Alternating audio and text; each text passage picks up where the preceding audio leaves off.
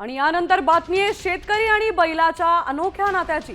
छत्रपती संभाजीनगरच्या पाचोडमध्ये एका शेतकऱ्याने आपल्या लाडक्या बैलाप्रती कृतज्ञता व्यक्त केली आहे। 28 वर्ष सोबत असलेल्या खंड्या या बैलाच्या मृत्यूनंतर त्याचे मालक मोहन जिने यांनी चक्क स्वतःचं मुंडन करून सुतक पाळलंय। एवढंच नव्हे तर एखाद्या कौटुंबिक सदस्याप्रमाणे बैलाचा दशक्रिया विधी आणि 13व्याचं जेवणही घातलंय। मानवी नात्यांच्या पलीकडे जाणं हे प्राणीप्रेम आता सध्या चर्चेचा विषय ठरलाय।